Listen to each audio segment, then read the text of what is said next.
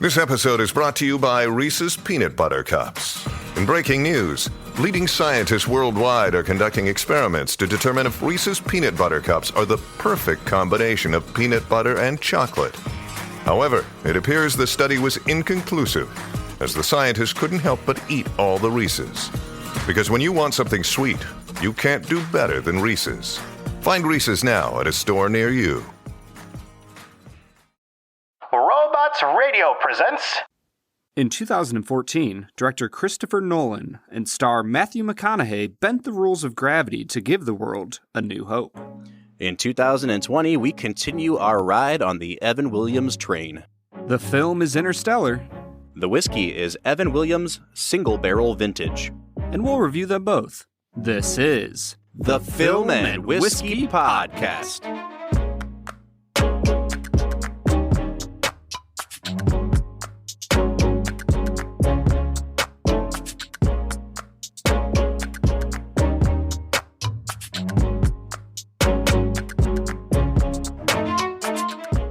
Welcome to the Film and Whiskey Podcast, where each week we review a classic movie and a glass of whiskey. I'm Bob Book. I'm Brad G. And this week we are looking at the 2014 Christopher Nolan film, Interstellar. Okay. Now you need to tell me what your plan is to save the world. We're not meant to save the world. We're meant to leave it. Brad, this is the second Christopher Nolan film that we've done just this season on the podcast. We started with The Dark Knight. We're moving to Interstellar. I hope that someday we get around to doing Inception, because I love that movie. So I guess we're Christopher Nolan fanboys now. I don't know, man. I was kind of surprised that you had another movie from this director. I haven't heard of him very much, and honestly, his two movies so far have been garbage. So Right, absolutely. So I'm actually really excited to talk about this movie, Brad, because I'm going to just kind of come out and spoil my take on the movie right up front.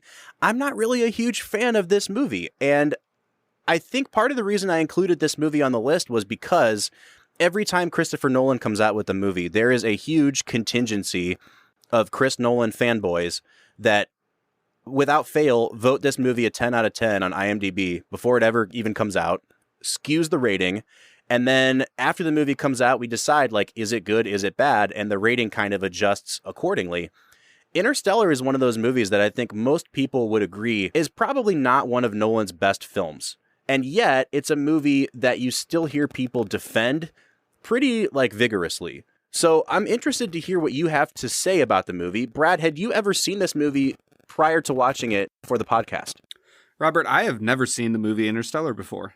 Oh, cool. See, I figured you may have, just because, again, it's Chris Nolan. It's probably, it was a really popular movie. It made a lot of money when it came out. So I'm excited to hear what you have to say after only one viewing. But before we get into our breakdown of the movie, let's introduce our favorite segment. This segment is called Brad Explains. This is where Brad breaks down the plot of the movie that we've just seen. A lot of times he's seeing the movie for the first time, like today. So, Brad, can you walk our listeners through a spoilerific introduction to the movie Interstellar? Yeah, Bob, I'm just surprised you pointed out that this is our second Christopher Nolan movie. You didn't point out that this is our second Jessica Chastain movie. It I'm very is. disappointed in you. And it's our second movie featuring actor Wes Bentley. Really? Yeah, the guy who, spoiler alert, but the guy who dies on the water planet. Wah, wah. He was Ricky in American Beauty.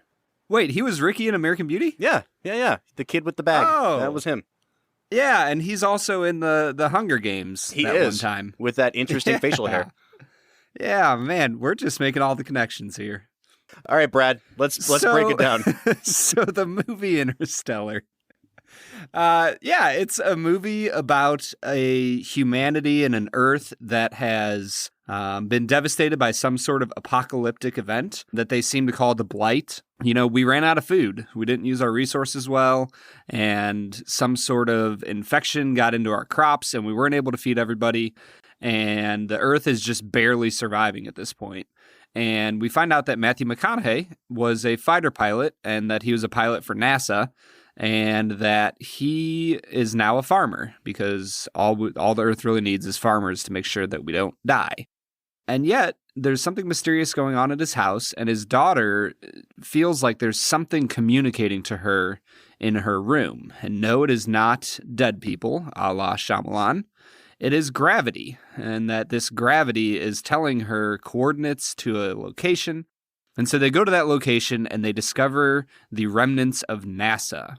And while there, they get suckered into going on this exploration mission to try and establish a new colony for humanity. So Matthew McConaughey and Anne Hathaway and some other people, including Ricky from American Beauty, they head on out into space, and they are trying to go through this wormhole to go to another planet and see if there are any planets that are inhabitable by humans. You know, they sent these probes out a long time ago with some other humans, you know, space explorers in it, and bam, they're going out there trying to find some places for humans to inhabit. And that's like the first half of the movie.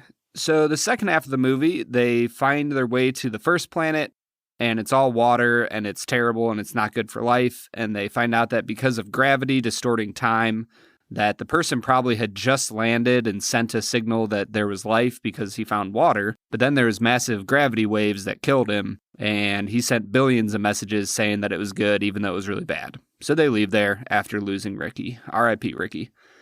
And then they head to the second planet, and they find Dr. Mann, and he tells them his planet's good to go, but then he lied, and he's trying to escape and do something else.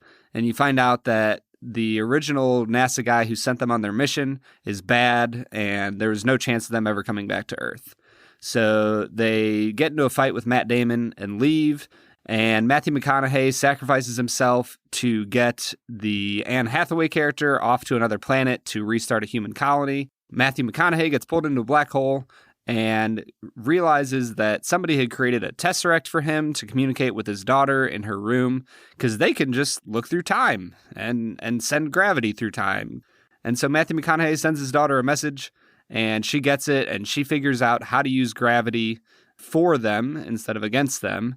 And she becomes the big bad famous scientist who fixes humanity's problems. And Matthew McConaughey wakes up on this special space station, and he's all good to go, and his daughter's really old and about to die. And so he heads off to find Anne Hathaway, who somehow is still just hanging out on the planet, just landed to try and restart the population. Brad, I'm not going to lie. Yeah. I don't know if you haven't seen this movie before, I don't know if Brad Explains makes any sense this week. But at the same time, I also don't think you did a bad job explaining it. It's just really hard to put into words what is going on in this movie. There's a lot going on in this movie, and I really do feel like I boiled it down to the essential points. But it is 2 hours and 45 minutes long, so... Here's the weird thing about this movie. It has a lot going on, and yet it kind of has almost nothing going on. There are very few things that really happen in this movie. Like, there's an inciting incident that gets Matthew McConaughey into space. Matthew McConaughey is in space. They find out that there are 3 habitable planets. They visit the first planet, something bad happens. They visit the second planet, something bad happens. And then, you know, like you said, McConaughey sacrifices himself, which actually ends up saving humanity, and we get the ending of the film. And that's pretty much all of the major plot points in the movie.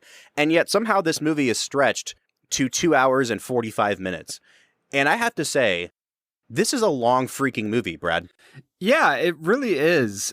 There's so much of it that I'm not sure why it's there. And yet by the end of the movie, you're like, yeah, that all just happened. Stuff went on.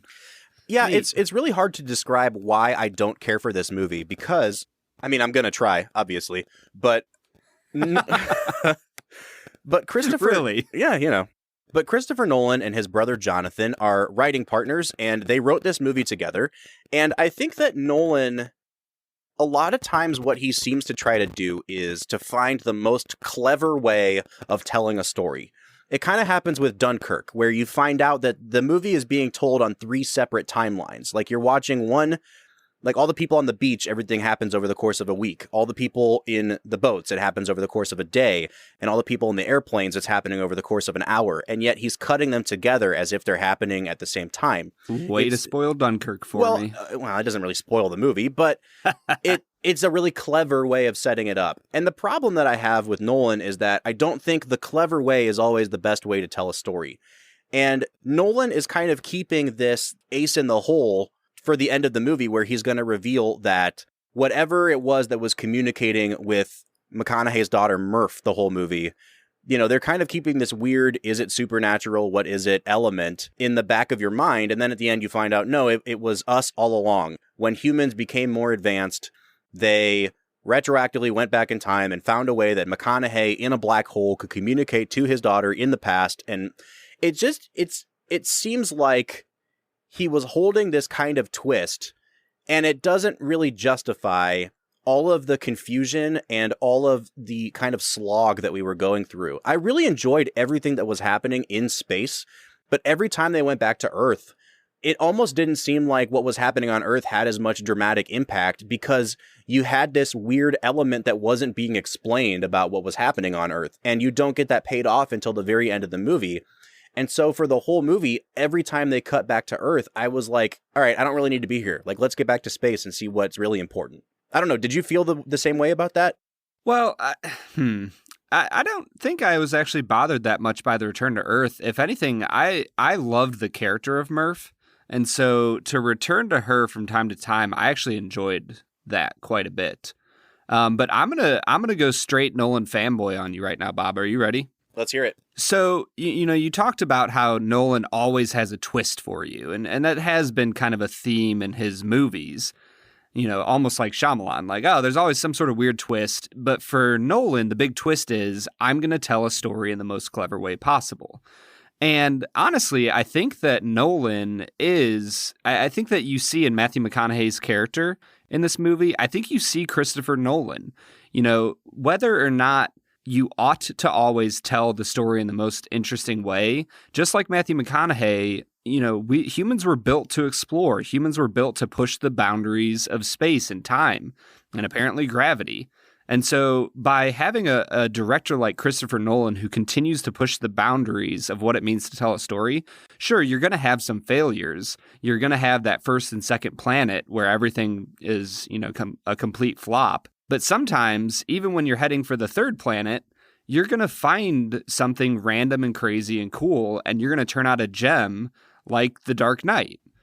And so I look at it and I go, yeah, like Nolan didn't do a great job in this movie, and I would agree with you, but I think that his willingness to continually tell clever stories will result in gems in his career. Yeah, I actually 100% agree with that. I'm just not going to subscribe to the theory that like everything he does is a work of genius, because I think sometimes you can tell that he's really trying hard. And that's the thing that kind of bothers me about Nolan is sometimes it seems effortless. Like The Dark Knight, it introduces these big ideas and this underlying philosophy into the superhero genre that we never had before. But then you have The Dark Knight Rises, and it's like, ooh, okay.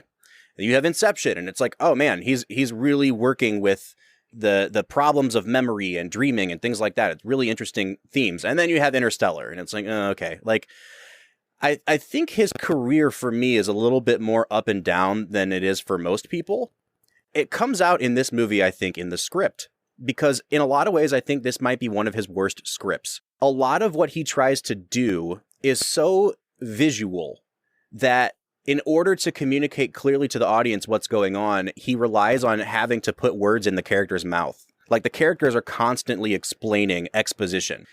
And I feel like he uses the characters too much as tools to explain what's going on and less as like actual people. And I think the character that suffers the most from that is actually McConaughey's character of Cooper. And I think McConaughey does a pretty admirable job in this movie.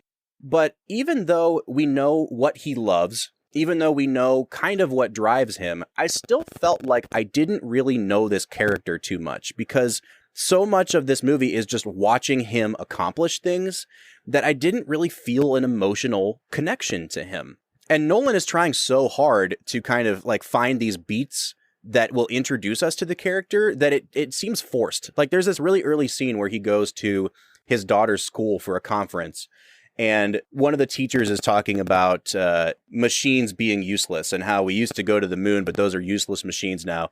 It's an old federal textbook. We've replaced them with the corrected versions. Corrected. Explaining how the Apollo missions were fake to bankrupt the Soviet Union. You don't believe we went to the moon?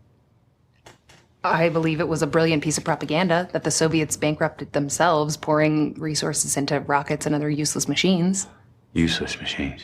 And if we don't want a repeat of the excess and wastefulness of the 20th century, then we need to teach our kids about this planet, not tales of leaving it. You know, one of those useless machines they used to make was called an MRI. And if we had any of those left, the doctors would have been able to find the cyst in my wife's brain before she died instead of afterwards. And then she'd have been the one sitting there listening to this instead of me, which would have been a good thing because she was always the calmer one. And McConaughey, out of nowhere, is like, useless machines? Well, hey, man, the MRI might be a useless machine, but if I had one of those, they would have found a cyst in my wife's brain. And it's like, oh my, like, Nolan, is this really how you want to introduce us to the fact that he has a dead wife? Like, it didn't even have anything to do with the scene that was going on. And he just felt like he had to wedge some of these things in here so that his characters seem more like human beings. And it just didn't work for me. Yeah, that's interesting to me because I honestly didn't have any problem with that scene with the cyst because to me, he was just, you could tell that he was an angry, frustrated person who, yeah, you know, these machines kind of screwed us up, but they also did good for us, and you can't just throw them all out with one fell swoop. Well, I'm not arguing with and so for me, that scene did develop character.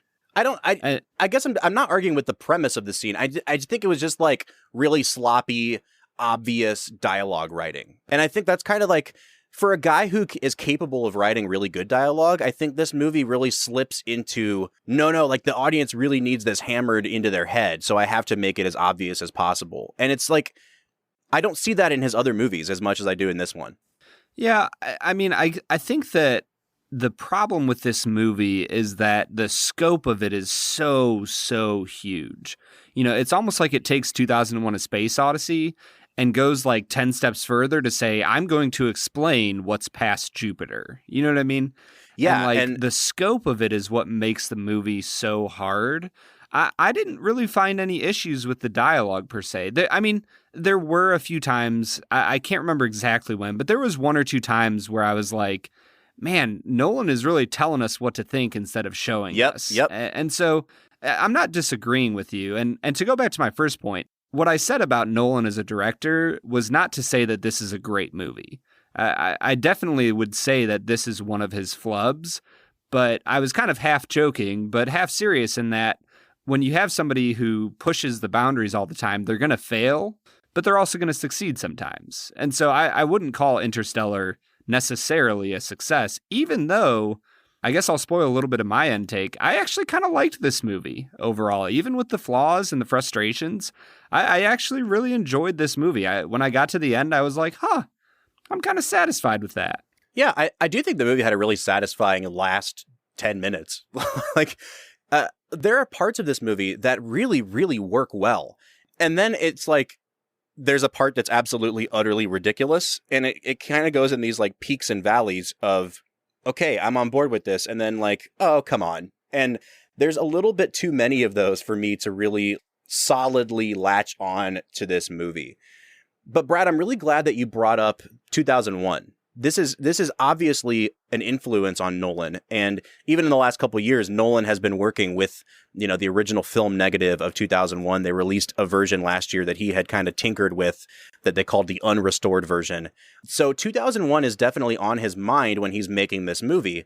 And I think it really is the closest comparison we can make to another sci-fi movie. And I want to get into, like, in our analysis, this movie versus 2001. Because even though I'm not a huge fan of 2001, I do think that movie succeeds a little bit more than this one does. For the exact reason that you said, Brad, I think Nolan is really spoon-feeding us a lot of this is what you're supposed to think. And 2001 is kind of frustratingly opaque. Like, you can't tell what Kubrick wants you to think. But in this movie, I think sometimes Nolan is so afraid that the audience won't follow along that he treats you kind of like you're a 5-year-old and that he needs to explain everything in incredibly great detail. And I think that becomes a frustration over the course of the movie. Would you agree with that? I don't know if I would agree. Well, I'm kind of confused then because you just said that he does that. Well, so I don't know if I would totally agree with the fullness that, 2001 is too opaque and this one is too spoon-fed. I would say that 2001, you just don't know what's going on. And the only part of the movie I really, really enjoyed was the part that made sense with the conflict between, the astronauts and Hal. Whereas this movie, like, he might tell you a little bit too much and the scope might be a little bit too big. But because I know more that, and he might have spoon-fed it to me, I think I care more about the characters in this movie. And honestly, I appreciated the ending a lot more. I feel like Nolan very easily could have ended the movie right after he contacts Jessica Chastain through the Tesseract and left you hanging as to what happened, a la Inception. But he doesn't do that. He takes you to the end. He gives you the emotional payoff of him seeing Murph.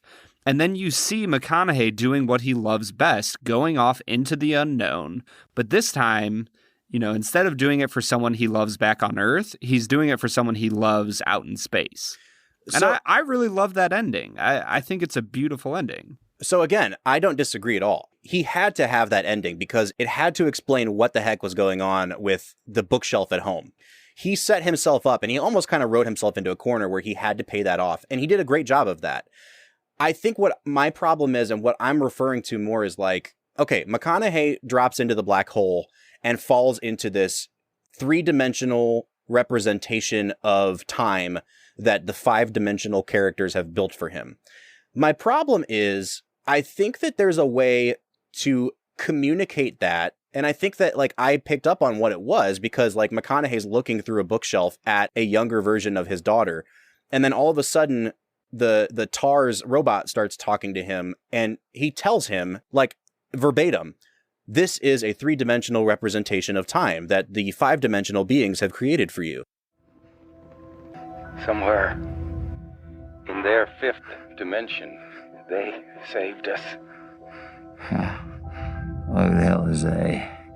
And just why they want to help us, huh? I don't know, but they constructed this 3-dimensional space inside their 5-dimensional reality to allow you to understand it. Hell, that ain't working. Yes, it is. You've seen that time is represented here as a physical dimension. You have worked out that you can exert a force across space-time. Gravity. To send a message. Affirmative. Gravity can cross the dimensions, including time. Apparently. And, like, I felt a little insulted by that. I don't have a problem with where the story goes. I don't have a problem with how Nolan resolves it, any of that. What I have a problem with is that he feels like he has to literally have a character explain to us everything that we're seeing while it's happening all the time. And in a lot of his films, he doesn't do that. Like, he doesn't really do that in Inception. There's a couple scenes where people explain the rules of what's going on and how the dream world works in Inception, but you don't have characters stopping and doing narration and explaining, like, now Leonardo DiCaprio is walking down the street. He's walking down the street because of this. And I feel like this movie has 10 of those instances where it's almost like Nolan doesn't trust us to keep up with him. Yeah, I mean, I think specifically about that situation when he's in the Tesseract black hole thingamajig and TARS contacts him. And there was that moment where I was like, oh, that was convenient that TARS can just talk to him. But then I look at it and I go, I don't know how else he could have communicated what was going on there. Sure, you could have had Matthew McConaughey just wander around until he stumbles on what's going on. But I don't know if, Matthew McConaughey probably then would have had a line talking to himself saying, oh, this must be a 3-dimensional version of 5 dimensions or something like that. I don't know, Bob. The script didn't bother me in the way that it's bothering you. I didn't mind that he had characters telling us what was going on around him. That wasn't something that bothered me a ton about this movie. The things that bothered me about the movie were internal things of like, so if Matthew McConaughey was the key bringing humanity from the gravity misunderstanding past into the future where they understand and harness gravity, then how did he ever get to the point where he could receive a message from the future? Yeah, this movie really screws with time travel in a way that's like it internally it doesn't even really seem to hold up. Like Right. and we don't need to get into the specifics of that, but it's like, yeah, you're communicating with the past, and they keep saying like someone from the future is sending us these messages. Someone from the future is constructing this space. And then McConaughey comes to the conclusion like, no, it's us. We are communicating with our past selves. But then it's kind of like, well, then how did you get to the future? And it falls apart internally. Like the rules that we've established for movie time travel, it doesn't really seem to make sense at all. Yeah, essentially, it's the sense that, like, if you have one time travel, time strand moving in time, and Matthew McConaughey is moving on it, why would we ever need to send him a message if we've already made it into the future? Or is it just this, like, eternal time loop that keeps happening because they can travel through time? I don't know. Yeah. It's one of those things where you get into time travel, it doesn't totally make sense. But for me, that was probably the most frustrating part of the movie, is that I don't think they did a good enough job of explaining time travel in the way that other sci-fi movies have. Completely agreed. And I felt like the very, very end of the movie is really, really good. But McConaughey in the bookcase kind of went on a little long for me, because it was like, okay, now I'm going to explain to you what I've been making you wait to be explained for 2.5 hours. And I felt like if we had gotten even a little bit of information or an inkling of like how this was going to work before then, I think that sequence might have worked better. But it almost felt like Nolan had to use probably the most crucial portion of the film, the last 20 minutes, just to explain what the heck was going on. And I think that that's part of my big issue with this movie, is it strings you along for such a long time that it almost doesn't make the payoff worth it. Yeah, I disagree. I thought it was worth it at the end. I enjoyed it. Now, I slightly agree with you. I think that the bookshelf scene went on too long.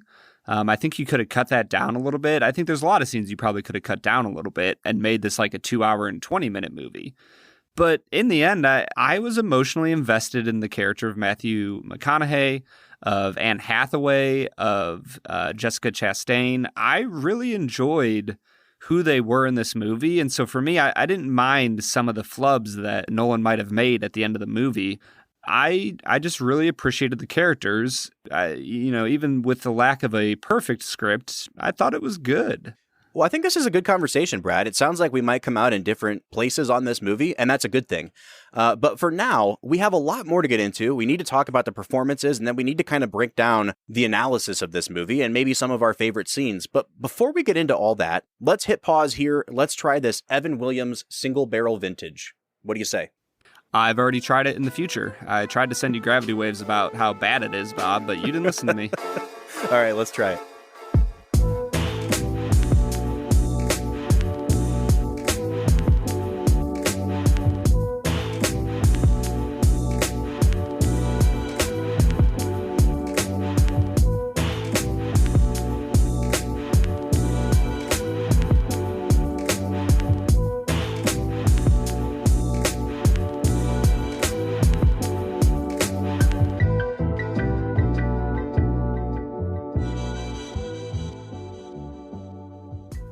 All right, so today we're checking out Evan Williams Single Barrel Vintage. Now, we have tried a couple different kinds of Evan Williams now. We've tried White Label, we've tried 1783. Today we're moving up into their single barrel. This is a sample that was sent to us by our friend Chris Blattner at Urban Bourbonist on Instagram. Yeah, Chris continues to be such a great friend of the show. We're so thankful for the whiskey that he sent us, for his activity on our account on Instagram. I mean, what a guy. And one of the things I really love about when he sends us samples is that he puts labels on them where he puts as much information about the bottle as he possibly can on the label. So just looking at this sample, like this is barrel number 805. It was barreled in July of 2011. It was dumped in May of 2019. It's 86.6 proof or 43.3% alcohol. So we've got all the information we can possibly have about this single barrel. Yeah, he's got the social security number of the guy who bottled it. Like, it's just got so much information on it. Brad, have you ever tried an Evan Williams single barrel before? No, I have not. A lot of people swear by Evan Williams, especially the single barrel, because it's a really affordable single barrel bourbon. And, supposedly, For what you get for the price, it's a pretty high quality as well. So I'm excited to get into it. Why don't we nose it now and say what we're picking up on the scent here? Yeah, Bob, this is a beautiful bourbon. I am very impressed with it so far. It has nice vanilla tones. There's a little bit of caramel on it. It's not overpowering. I'm impressed with this whiskey on the nose. Yeah, I thought that this one really kind of mellowed well. When I first poured it out, it had a very particular aroma. And then over the next couple of minutes, it really kind of settled in the glass. I do get a lot of caramel and a lot of spice on this. Some pretty pronounced sharp pepper notes, but then also like maybe some baking spices, some cinnamon, some nutmeg. I do get a lot of oak on the scent as well, which tells me that this might have a pretty pronounced oak flavor to it. And then there's a little bit of a funk to this. I don't really know if you're picking up on that, but like when I picked it up and gave it a sniff after about, I don't know, 3 minutes in the glass. And the very first thing I got was like this almost sort of like skunky, almost like a weed smell on it. And I was like, oh, that's interesting. So there's definitely some sort of a funk going on in here that I haven't picked up in other Evan Williams expressions. Yeah, I don't know about the funk that you're talking about, Bob, but I would agree that there's some good peppery notes going on in here that I'm excited to get tasted. I'm going to give it a 7.5 on the nose. Yeah, I'm actually going to give it an 8 on the nose. I really enjoy this. So it sounds like we're in pretty much the same place here. Why don't we give it a sip?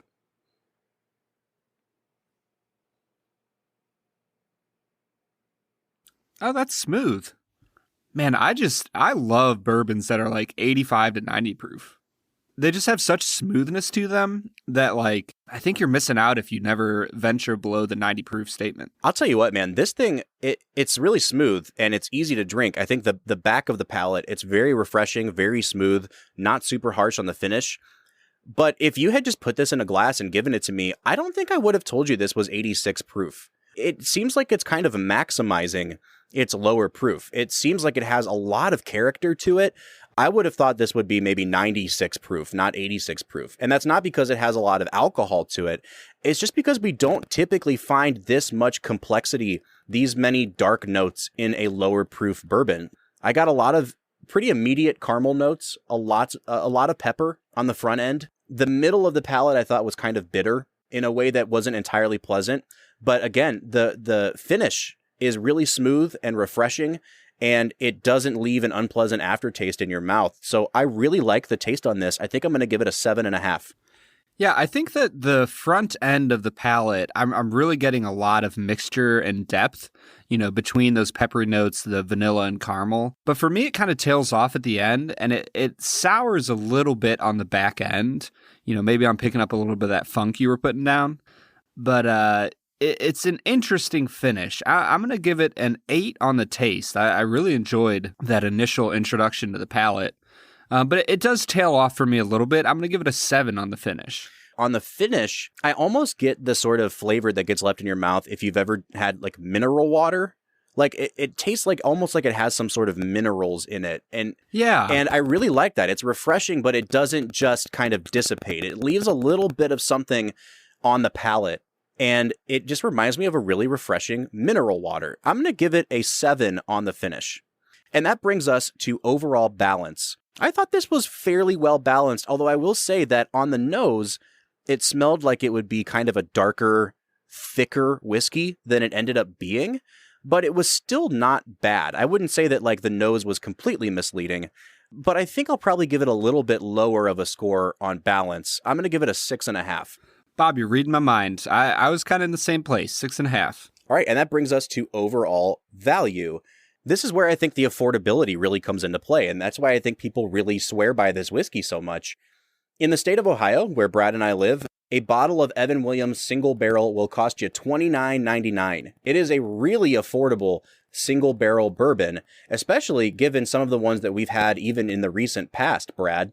And I do kind of hesitate to compare it to those because we've been having a lot of barrel proofs, and this is very clearly not a barrel proof. But just to get a single barrel at this price is pretty unique. I really think this is a very, very good value. I think I'll give it a 7.5 on value. Yeah, I'm going to give it a 7 on value, and for all the same reasons. I think that this is an interesting whiskey with a lot going on with not much alcohol in it. And so, I'm going to give it a 7 out of 10. It's a solid value at $30. And I would recommend this whiskey.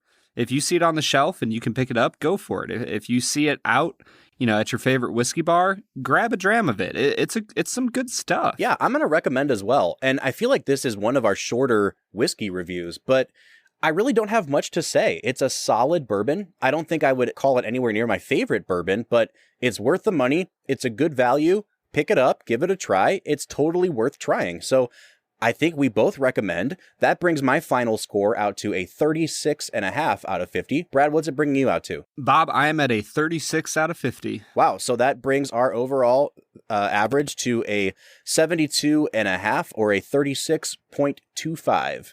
So this is a pretty good bourbon. I mean, we're talking upper quarter of the ones that we've tried on this podcast. So we've already said all that needs to be said. Go out, get a bottle, give it a try. This has been Evan Williams Single Barrel. I want to say thank you once again to Chris Blattner at Urban Bourbonist for providing the sample. Yeah, go check out his stuff. He does great content on Instagram. He does all sorts of whiskey fights. It's so much fun to follow him. All right, Brad, what do you say we get back into talking about Interstellar?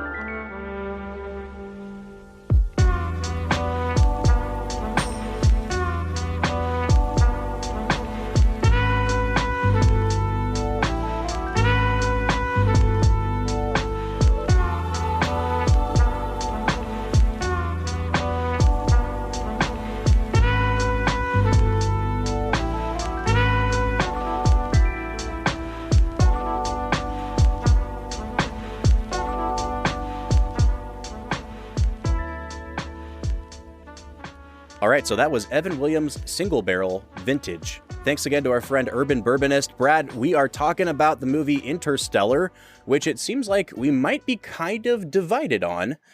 I will say that I think there's a lot of good in this movie, and that extends to the performances. We haven't gotten into talking about the actors yet. I think in a lot of ways, I don't like the script of this movie a whole lot, and I think the actors have to give a lot of dialogue that's hard to deliver because it's like all exposition. And I still think the actors do a pretty admirable job, starting right at the top with Matthew McConaughey. Yeah, man, I really enjoyed Matthew McConaughey in this. There were a few moments, and you already pointed out one of them, where I go, oh, that's just Matthew McConaughey being Lincoln driving Matthew McConaughey, and I don't like it. But, outside of those few moments, one of which was when he was in the parent-teacher conference, and he just sits back and he draws and he's just chewing the scenery at that point. That's where I don't think Matthew McConaughey is at his best. I think he's at his best when he's really earnestly moving forward with the movie. Yep.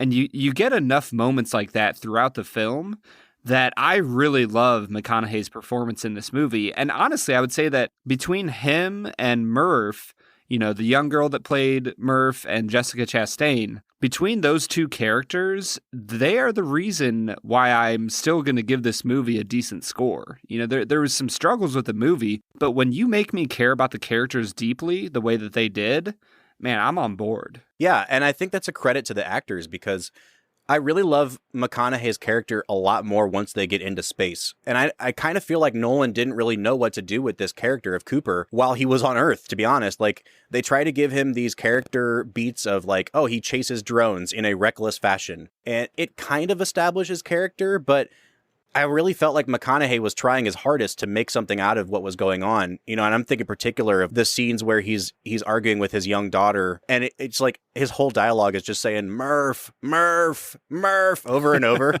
Don't make me leave, Murph. Make him stay, Murph. Don't let me leave, Murph. Don't let me leave, Murph.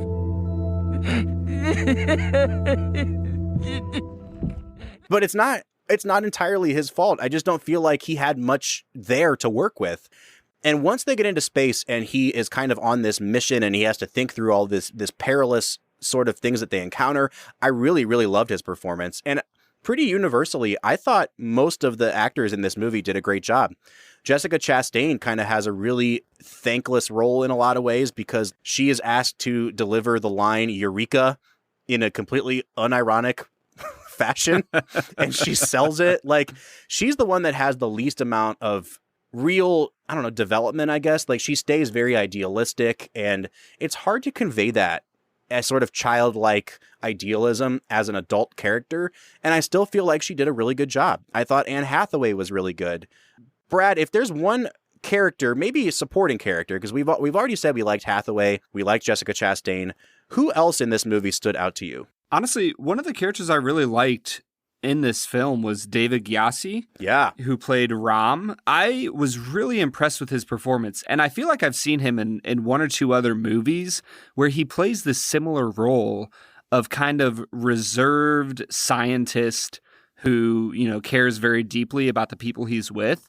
But man, when they get off the ship after losing their friend, Ricky, on the water planet. I love that we're just calling him Ricky. Like, we're not using his character name. We're just going to keep calling him Ricky. I don't know what his character name was, and I don't really care. He's Ricky, and he likes to film paper bags floating in the wind. But yeah, they lose Ricky on the water planet, and they come back up. And they ask him, you know, how long has it been? And he's looking at them, and you can see the haunted look in his eyes that the past 23 years has created. Yep. And I just go, man, like, that dude knocked it out of the park. I really enjoyed him in this movie. Yeah, he was the one that I had circled as well, because he's very quiet, like you said, very subdued, very reserved. And to see the effect of being alone in space for 23 years, I thought that he just absolutely nailed those really subtle character beats. And I mean, top to bottom, this cast is pretty incredible. I mean, you're talking, you know, McConaughey, Hathaway, Jessica Chastain, you know, back on Earth, you've got John Lithgow, you've got Timothée Chalamet as his young son in a very early role. You've got David Oyelowo, an Oscar nominee, playing a school principal. And then you've got your Michael Caines, you've got your Matt Damons. Like, this cast is huge. And pretty uniformly great. So here's the thing, though. I realized that it is not good for a movie to introduce a major actor such as Matt Damon halfway through a movie, because it takes you out of the immersive experience. Like when you see Matthew McConaughey at the opening of the movie, or you see Michael Caine, 20 minutes into the movie, that's one thing, because you're like, oh, well, yeah, this is Matthew McConaughey, it's Michael Caine, it's Anne Hathaway, like, they're in the movie. But when you're an hour and 45 minutes into a movie, and you've established who all the main characters are, and then you bring in a new character, and oh, it's Matt Damon. It takes me out of the moment to go, oh yeah, that's Matt Damon. Bourne Identity. He's a thing. He's a famous actor. Wow, he's in this movie. Neat. And that just ruins it for me. I really wish that they had used, and I don't mean this in a demeaning way, but I wish they had used a faceless C-list actor who I didn't know who it was, because that would not have ruined the immersion for me.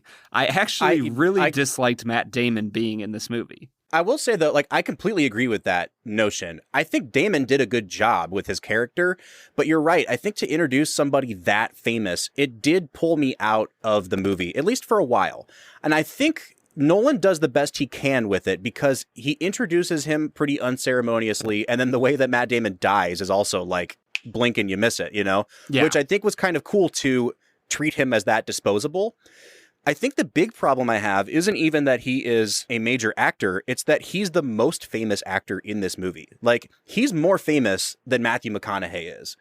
And I think this is not a knock on McConaughey, but if Matt Damon had been the star of this movie, and then we found McConaughey on planet number 2, I think we probably would have accepted it a little bit more, just because he's less of a presence overall in Hollywood than Matt Damon is. It's pretty similar to them opening up that hypersleep chamber and having DiCaprio come out of it. It's just such a shock to see somebody that famous come out of nowhere in the movie that, you're right, it pulls you out of the immersion.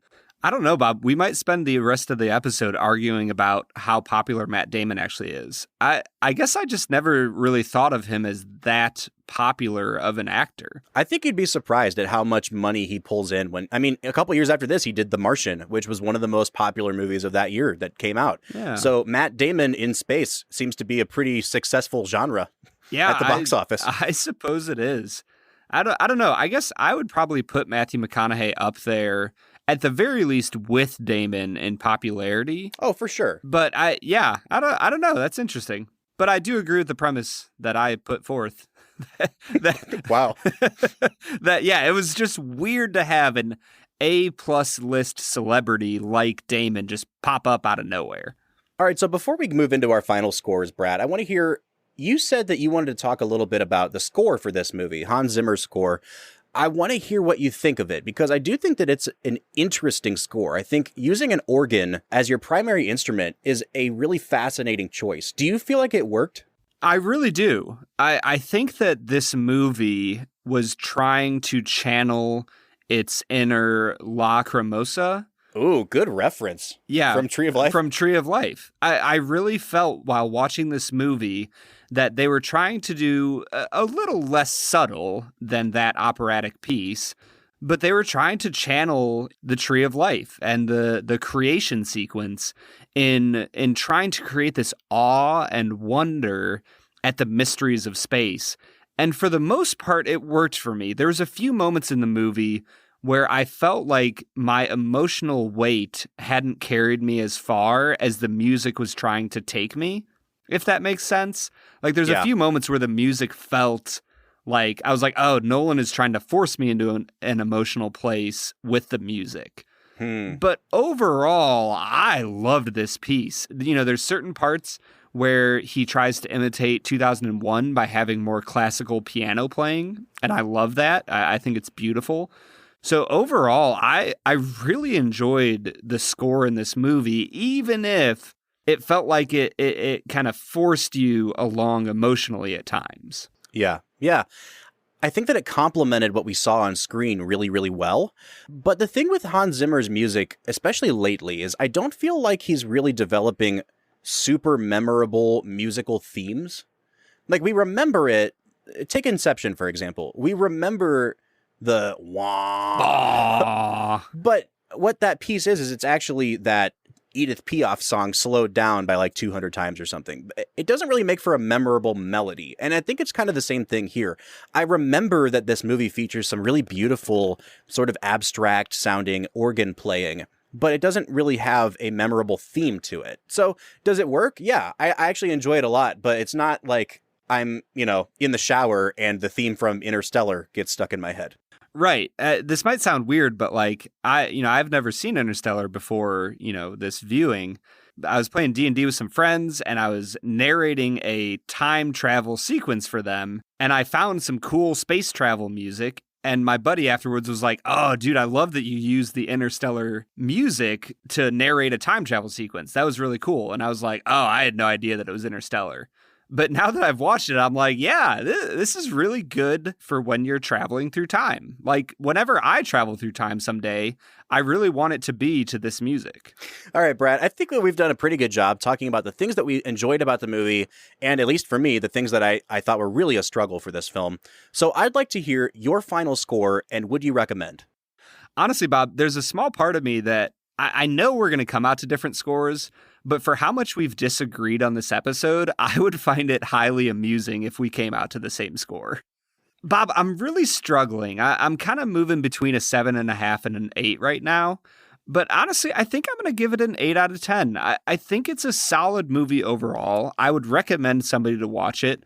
I think the thing that sells me on this movie is that I was personally sold on the characters. And if you get sold on the characters in this movie and what they desire and what they're trying to accomplish, it's a movie worth watching. Now, if you watch it and you struggle too much with the script or with other flaws in the movie, I could easily see you giving it a 6 to a 7 out of 10. But I liked it. It worked for me, despite what I would agree. There's some flaws in this movie. It's not a great Nolan film. But even a not great Nolan film for me is an 8 out of 10. I will agree with you, Brad, that I think when Nolan makes a movie, he doesn't go small. Like, he has big ideas at play, and when he misses, I mean, it's a swing and a miss, but at least he's swinging for the fences. And so I do find a lot of what this movie is trying to do really admirable. And so it's hard for me to give this movie a bad score, even though I really do think this is just a mediocre movie. I think that Nolan treats his characters as just exposition dumps a lot of times, and that you don't really get to know a lot of these people as human beings. I felt like I didn't know Michael Caine at all. I felt like there were so many conveniences in this movie that he justified by just at the end saying, oh, but McConaughey orchestrated the whole thing, so all the conveniences work out. Well, I mean, it's like you're breaking the number one rule of screenwriting with your deus ex machina that you're bringing in, but the fact that Nolan thinks that he can just acknowledge that it is one, everyone excuses it. And I don't know if I can. I think there's too many conveniences in this film. At the same time, I think there's a lot that's great. I thought that emergency docking sequence, the action sequences in this film are really good. But this movie lies somewhere between being like Alfonso Cuarón's Gravity and 2001. And I think it can't decide sometimes what it wants to be. It doesn't really introduce those big philosophical ideas until the very, very end. And for most of its runtime, it seems more like Gravity than anything else. But it doesn't really go all in on either of those. And so at the end of the day, I was kind of waffling back and forth, Brad, between a 5.5 and a 6 on this movie. The last 10 minutes of the movie really tempted me to bump it up a little bit, but I really do think, especially now that you've bumped your score up to an 8, that I'm going to give this movie a 5.5 out of 10. Ooh. It is one of my least favorite Nolan films. It's still, I think it's still worth seeing because Nolan is working with big ideas, but it just doesn't work for me. Man, 5.5 is lower than I expected. I honestly was expecting you to give it a 6.5 to a 7. So yeah, that's a little bit lower than I expected. I think this is a beautiful movie. I think that the shots of space that he gives are amazing. I really think there's a lot of great cinematography going on. I'm a little bit disappointed in you as a human being, but we'll get over it. We'll move on. We'll try. I mean, at the end of the day, I had to do something to pay you back for giving Eternal Sunshine a 2, and so this is it. So we're coming out to a 6.75 out of 10, which I actually think is a pretty fair overall score. I think we both saw flaws in this movie, and Brad, you kind of said that you expected us to kind of fall somewhere between a 6 and a 7 overall, and that's exactly where we're falling. All right, so that's our final score for Interstellar, but we'd love to hear your thoughts. So if you'd like to interact with us, tell me I'm wrong. I'm totally okay with that. Why don't you get on social media? You can find us on Instagram, Twitter, or Facebook at Film Whiskey. Or give us a call. If you want to hear your voice be heard on the Film and Whiskey podcast, leave us a voicemail at 216-800-5923. Once again, the number is 216-800-5923. Next week, we'll be back with Brad Bird's 1999 animated classic, The Iron Giant. For the Film and Whiskey podcast, I'm Bob Book. I'm Brad G. We'll see you next time.